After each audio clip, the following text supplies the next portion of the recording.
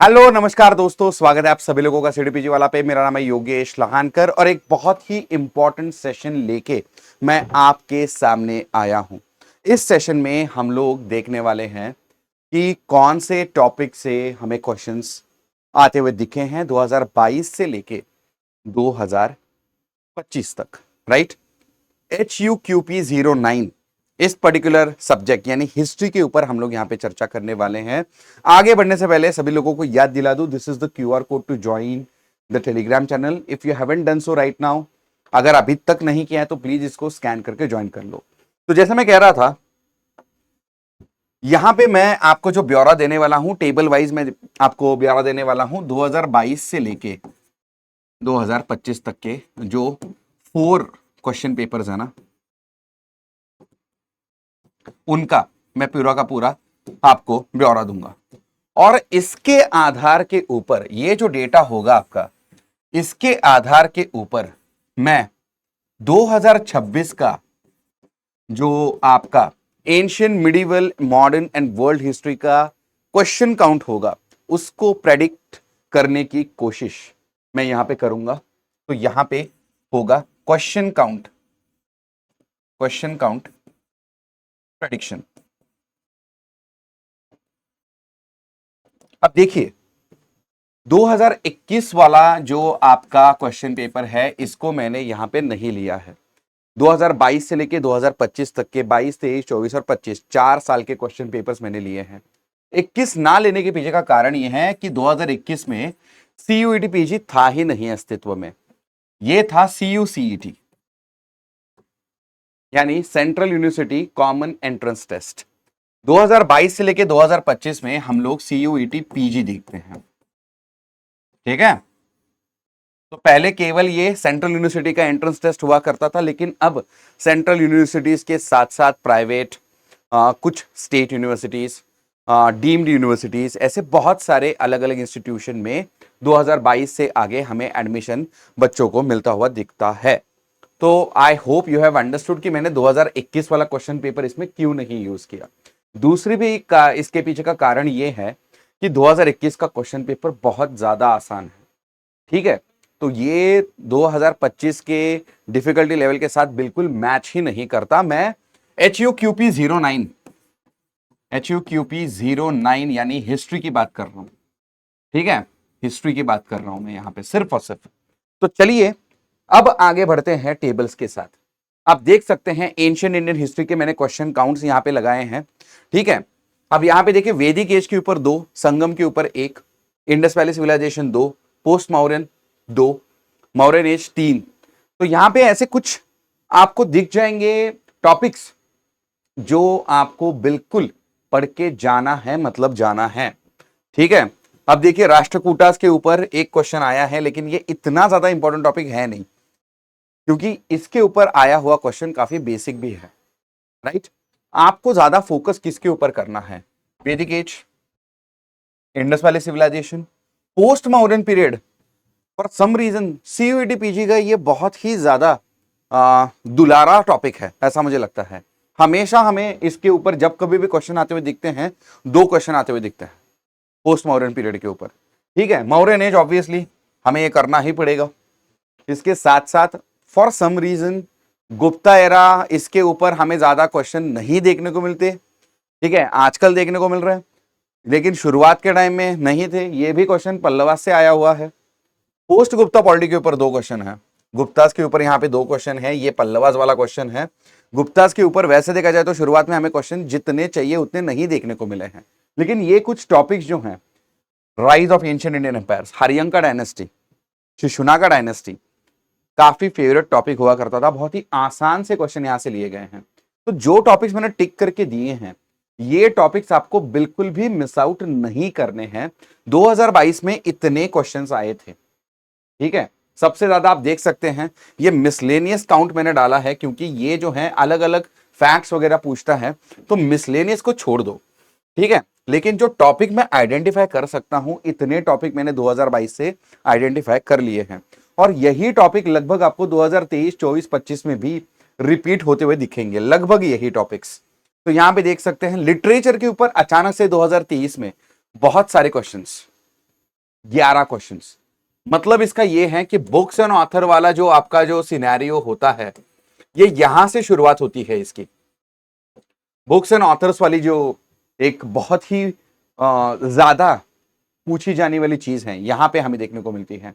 Ancient Indian topics हम लोग यहां पे डिस्कस कर रहे हैं जो आपके सीयूईटी पीजी 2023 में आए थे। तो यहाँ पे 11 है, मिसलेनियस 4 है। फिर से एक बार, इनको हम किसी भी कैटेगरी में नहीं डाल सकते।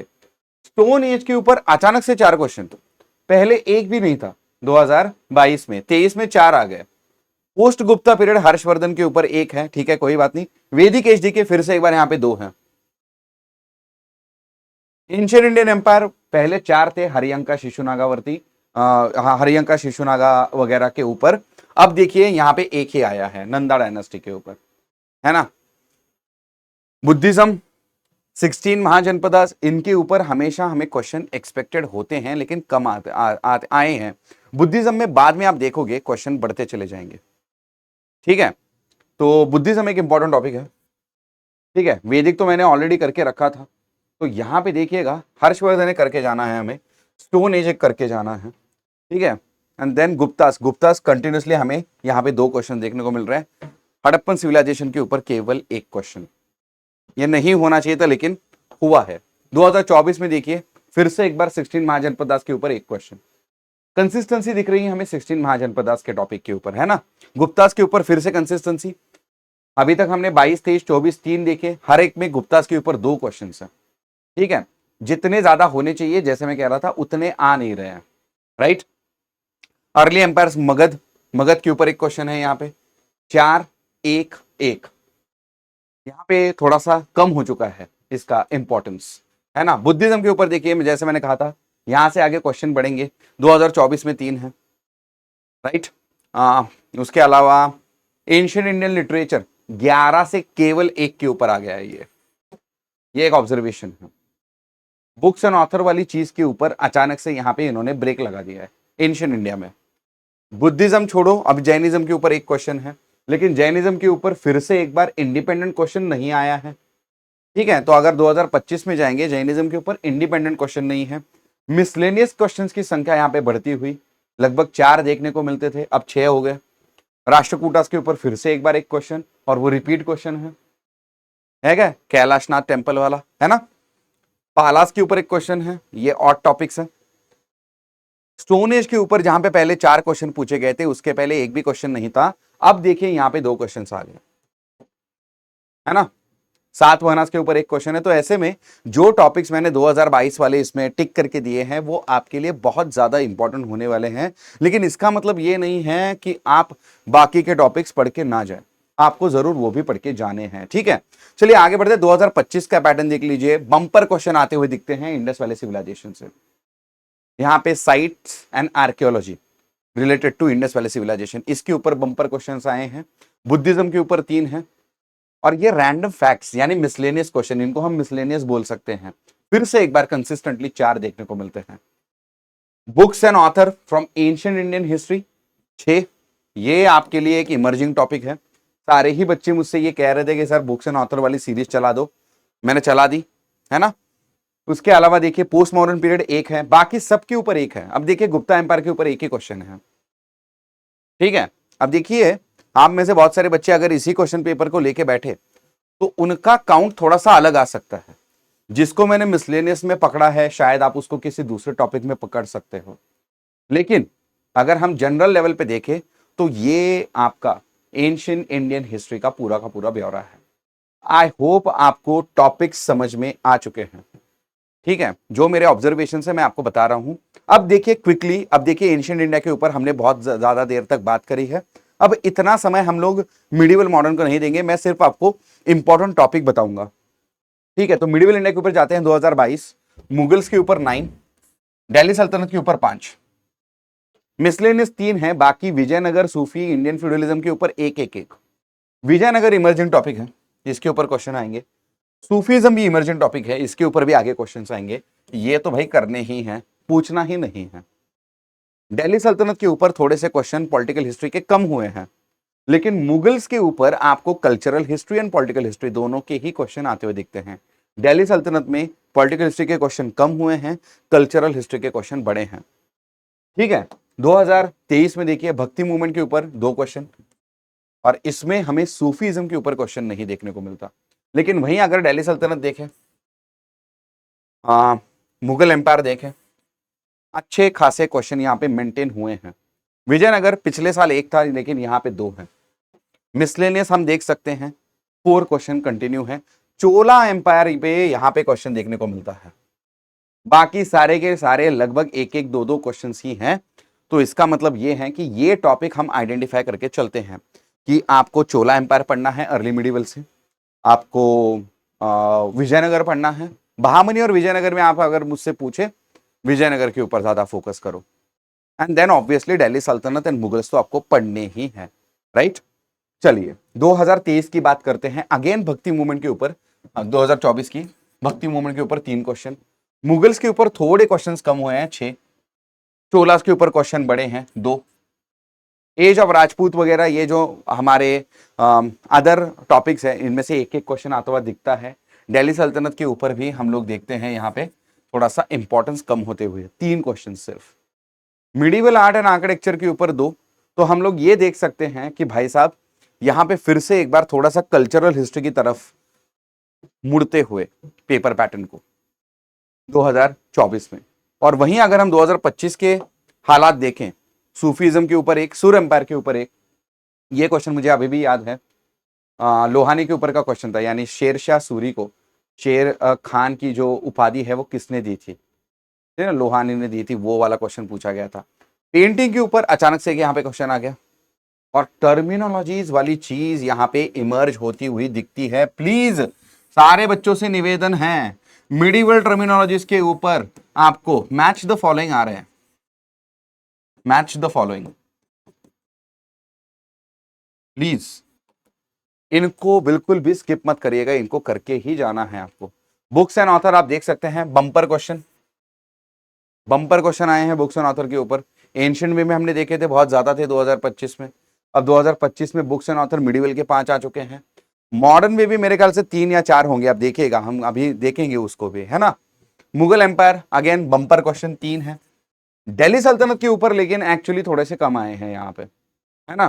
तो अरब कॉन्क्वेस्ट ऑफ द सिंध है, चोलास के ऊपर 1 है, Marathas and rise of Rajput के ऊपर 2-2 क्वेश्चन पूछ लिए। सारे बच्चे पूछते रहते हैं कि सर मराठास एंड राइज, ये राजपूत जो हैं सिलेबस में मेंशन नहीं है, फिर क्वेश्चन क्यों आते हैं। It's just like the revolt of 1857, syllabus में मेंशन नहीं है लेकिन क्वेश्चन आते हैं। मतलब इसका ये है कि ये एक्चुअली आपके सिलेबस का पार्ट है। अगर आप मुगल्स पढ़ रहे हो तो मुगल मराठा रिलेशंस, मुगल राजपूत रिलेशंस पता होने चाहिए आपको, क्वेश्चंस वहीं से आ रहे हैं। विजयनगर एम्पायर कांस्टेंट है, देख पा रहे हैं आप। तो आपको एंशिएंट इंडिया में, सॉरी मिडिवल इंडिया में चोलास, दिल्ली सल्तनत, मुगल्स, विजयनगर, भक्ति, सूफी, ये सारे टॉपिक जो हैं करके जाने हैं, मतलब जाने हैं। Rise of Marathas, rise of Rajput, ये वाले टॉपिक अभी न्यूली ऐड होते हुए दिख रहे हैं हमें। तो ये न्यूली ऐड हुए टॉपिक्स हैं, ऐड हुए मतलब ये पहले से ही आपके सिलेबस का हिस्सा हैं। क्वेश्चंस अब इनके ऊपर आना शुरुआत हो चुके हैं। ये मेरा एनालिसिस है ट्रेंड का मिडिवल के लिए, राइट। चलिए आगे बढ़ते हैं, मॉडर्न इंडियन हिस्ट्री के ऊपर बात कर लेते हैं। ट्राइबल पेजेंट रिवॉल्ट के ऊपर या फिर transfer of power, Indian national movement, यहां पे देखिए बम्पर क्वेश्चंस थोड़ा सा यहां पे कम ज्यादा होता है।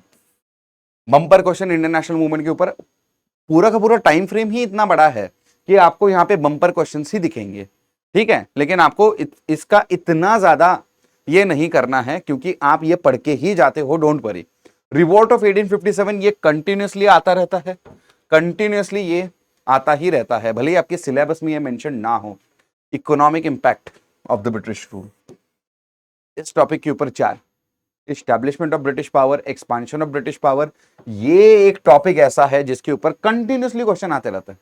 ब्रिटिशों ने भारत में करे हुए जो वॉर्स हैं, युद्ध हैं अलग अलग पावर्स के साथ, तो चाहे वो कार्नाटिक हो, मैसूर हो, मराठा हो, पंजाब हो, आपको वो पता होना चाहिए। Expansion and consolidation of British power बहुत ज्यादा इंपॉर्टेंट टॉपिक है, ठीक है। Social religious reform movement, obviously ये कोई कहने की भी बात नहीं है। एक्सपांशन ऑफ ब्रिटिश पावर, ये इस्टेब्लिशमेंट, एक्सपांशन, कंसोलिडेशन, ये जो सारे के सारे टॉपिक लग के सट के आते हैं ना, करने हैं मतलब करने हैं, ठीक है। ब्रिटिश एजुकेशन सिस्टम, अगर आपको police, army, education, ICS and judiciary, ये जो 5 अपैरेटस होते हैं जिनके जरिए ब्रिटिश अपनी सत्ता भारत में चलाते हैं, अगर इनमें से एक टॉपिक मैं बोलूं जो सबसे ज्यादा इंपॉर्टेंट है, वो है आपका एजुकेशन। एजुकेशन के ऊपर इंडिपेंडेंट क्वेश्चन हमेशा आता रहता है, ठीक है।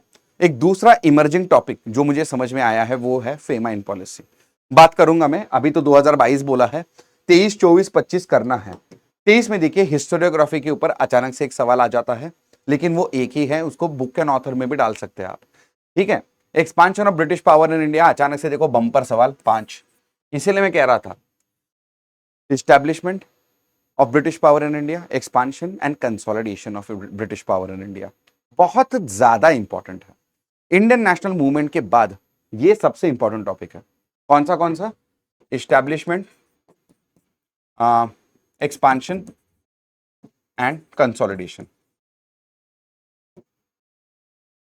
ये बहुत ज्यादा इंपॉर्टेंट है, of British power in India, बहुत ज्यादा इंपॉर्टेंट टॉपिक है। इंडियन नेशनल मूवमेंट के ऊपर आपके क्वेश्चन आएंगे, ये देखो 5 क्वेश्चन हैं यहाँ पे। 4 क्वेश्चन किसके हैं? Socio religious reform movement. तो मॉडर्न में हमें समझ में आता है इंडियन नेशनल मूवमेंट आपको छोड़ना नहीं है। Establishment, expansion and consolidation of British power in India छोड़ना नहीं है। सोशियो रिलीजियस रिफॉर्म मूवमेंट छोड़ना नहीं है बिल्कुल। रिवोल्ट ऑफ 1857 छोड़ना नहीं है, एक क्वेश्चन आता रहता है। ट्राइबल एंड पेजेंट रिवोल्ट, यहाँ पे 2 क्वेश्चन, यानी ये भी एक इंपॉर्टेंट टॉपिक है, ये भी आपको छोड़ना नहीं है। एडमिनिस्ट्रेशन यानी एक्ट्स वगैरह, ये भी आपको छोड़ना नहीं है। यहाँ पे देखिए 2 क्वेश्चन हैं एडमिनिस्ट्रेशन के ऊपर, लेकिन ये बढ़ते चले जाएंगे, मेरा यही मानना है। तो जो टॉपिक्स मैंने अभी आपको नाम लेके बोला है ना, ये टॉपिक्स बिल्कुल भी आपको मॉडर्न से छोड़ने नहीं है। 2024 के ऊपर चलते हैं। 2024 में देखिए इंडियन नेशनल मूवमेंट के ऊपर फिर से एक बार 10 क्वेश्चंस है। एक्सपांशन ऑफ ब्रिटिश पावर पे 8 है। देखिए फिर से एक बार मैं कह रहा हूं आपसे, इंडियन नेशनल मूवमेंट के बाद जो सबसे इंपॉर्टेंट है आपका establishment, expansion and consolidation of British power. बार बार बोल रहा हूं, प्लीज इसको करके जाइए, ठीक से करके जाइए, ठीक है। गांधीयन मूवमेंट के ऊपर एक है, मेरे ख्याल से सिविल डिसोबीडियंस मूवमेंट वाला क्वेश्चन था ये। ट्रांसफर ऑफ पावर के ऊपर एक है, ये हमने 2022 में देखा था। ब्रिटिश एडमिनिस्ट्रेशन यहाँ पे 4 हो गए, एक्ट्स वगैरह। हिस्टोरियोग्राफी के ऊपर bumper question again, books and author वाले, है ना।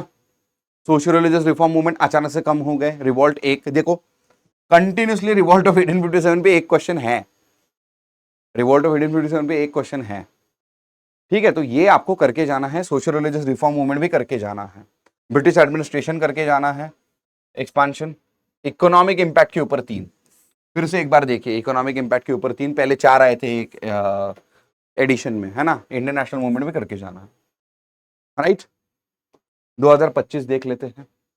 इंपॉर्टेंट आईएनसी सेशन के ऊपर अचानक से सवाल, ये आपको जरूर से करके जाना है। ये हाथ के मार्क्स हैं, सारे बच्चों से मैं ये निवेदन करूंगा, हाथ के मार्क्स है, कोई गवाएगा नहीं, राइट।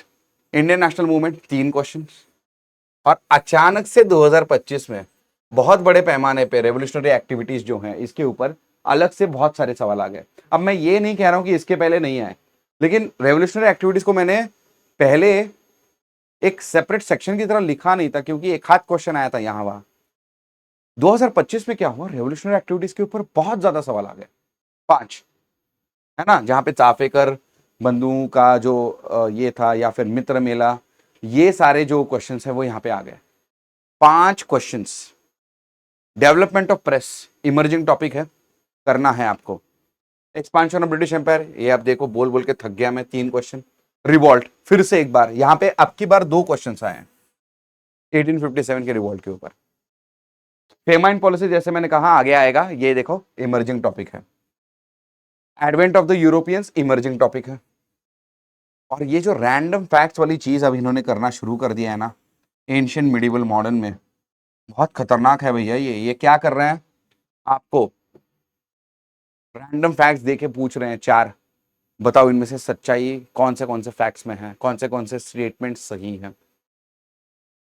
ये बहुत ही भयानक लेवल के क्वेश्चंस हैं। 4 स्टेटमेंट दिए जाते हैं, 3 या 4, और इन स्टेटमेंट्स का एक दूसरे के साथ संबंध भी नहीं होता। तो हम लोग ठीक से उनको इस्टेब्लिश भी नहीं कर पाते। आपको पता है ये क्यों डिफिकल्ट है रैंडम फैक्ट्स? क्योंकि चारों के चारों फैक्ट्स या तीनों के तीनों फैक्ट्स जो आपको पूछे गए हैं, इनका एक दूसरे के साथ कोई खास संबंध होता नहीं है।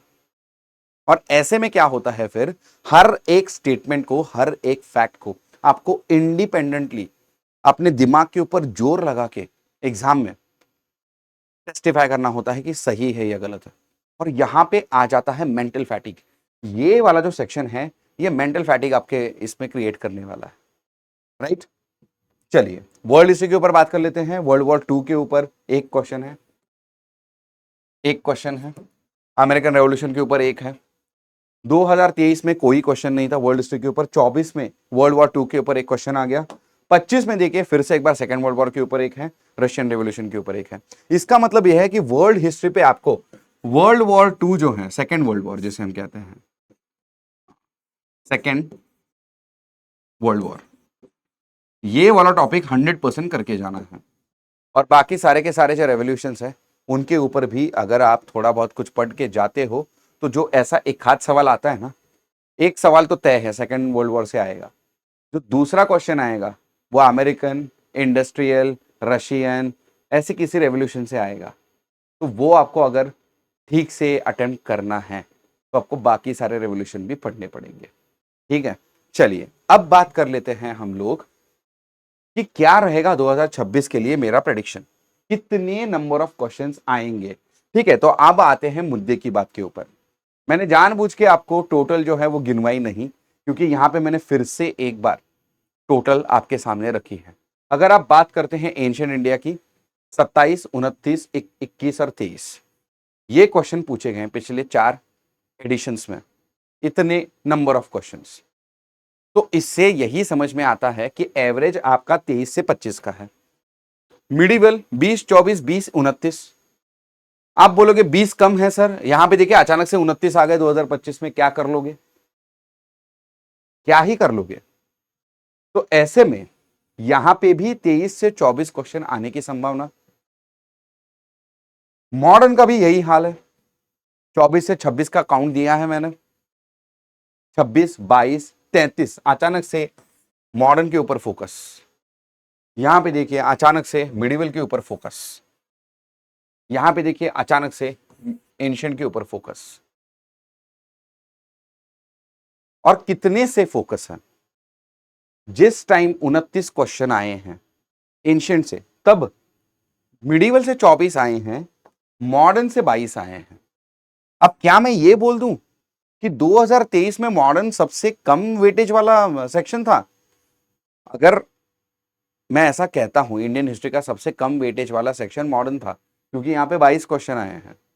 लेकिन क्या 22 क्वेश्चन आपकी रैंक को डिसाइड नहीं करेंगे?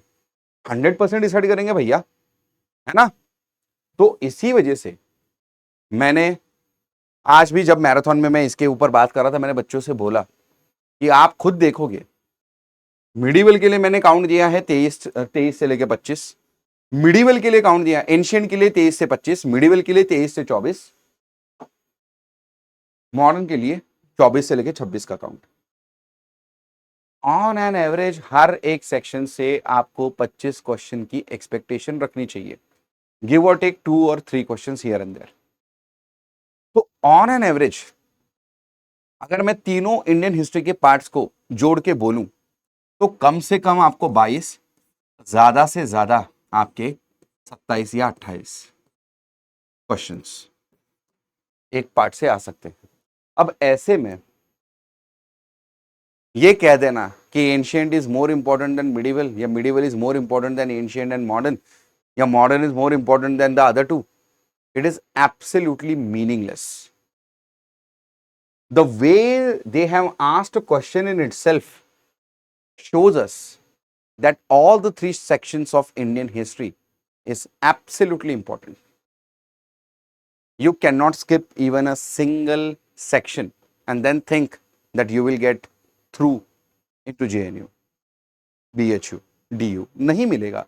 अगर एक भी आपका सेक्शन खराब है, आपको एंशिएंट ठीक से नहीं आता या मिडिवल या मॉडर्न, प्रॉब्लम होगी। एक बात जो तय है वो ये है, वर्ल्ड हिस्ट्री के ऊपर ज्यादातर जितना मैं ट्रेंड के हिसाब से बता पाऊंगा, 1 या 2 क्वेश्चन आएंगे, 1 या 2 क्वेश्चन आएंगे। ये 2026 के लिए मेरा काउंट है for ancient Indian history 23 to 25, medieval Indian history 23 to 24, modern Indian history 24 to 26, world history 1 और 2, right. I hope I was able to give you a proper data. Next session में मैं types of question लाने की आपके लिए कोशिश करूंगा। Simple MCQs, match the following, chronology, statement 1, statement 2, assertion reason, है ना, complex statement based question, terminology based questions, ऐसे अनेक टाइप्स होते हैं। इनके ऊपर एक सेशन करके मैं आपको बताने की कोशिश करूंगा कि 2022, 23, 24 और 25 में क्या पैटर्न रहा है and what can you expect out of the question paper of 2026, right. So with this, I come to an end of this particular session. I hope this information is helpful and I will see you in yet another informative session. Bye-bye.